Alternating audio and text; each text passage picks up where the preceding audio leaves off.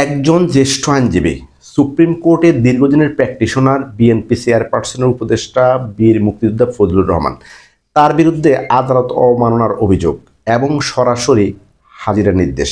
শুধু তাই নয়, 8 ডিসেম্বর তাকে সরাসরি গিয়ে ব্যাখ্যা দিতে হবে, সঙ্গে লাগবে তার একাডেমিক ও বার কাউন্সিলের উকিল সার্টিফিকেট। এখন প্রশ্ন হলো, একজন প্রবীণ আইনজীবীর সনদ আছে কি না? এই প্রশ্ন তোলা কি ব্যক্তিগতভাবে একজন বীর মুক্তিযোদ্ধাকে, একজন প্রবীণ আইনজীবীকে অপমান করা বা খাটো করা নয়? টকশোতে কোনো রায়ের বিশ্লেষণ করা, আদালতের সিদ্ধান্ত নিয়ে মতামত দেওয়া, এগুলো তো একজন আইনজীবীর দৈনন্দিন কাজ।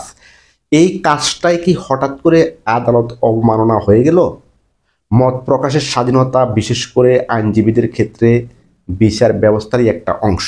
রায়, বিচার প্রক্রিয়া, এই সব কিছুর বিশ্লেষণ না থাকতে একটি সুস্থ বিচার ব্যবস্থার ধারাবাহিকতা কী করে সম্ভব?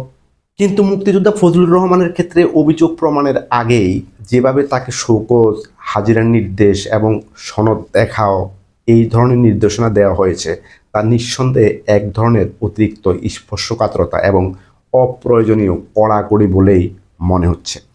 একজন সিনিয়র আইনজীবীকে এভাবে মর্যাদাহানির মুখে ফেললে সেটা বিচার ব্যবস্থার প্রতি আস্থায় আঘাত হানে।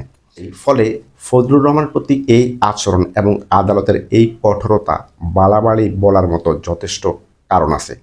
একটি স্বাধীন, সহনশীল বিচার ব্যবস্থায় প্রশ্ন তোলা যায়, যুক্তি দেওয়া যায়, কিন্তু ব্যক্তিগত মর্যাদাকে প্রশ্নবিদ্ধ করা এটা কখনোই কাম্য নয়। দর্শক, বীর মুক্তিযোদ্ধা ফজলুর রহমানের প্রতি এক ধরনের কঠোরতা এবং তাকে হেনস্থা করার জন্যই কি এই আদেশ? আপনার মতামত কমেন্টসে জানান।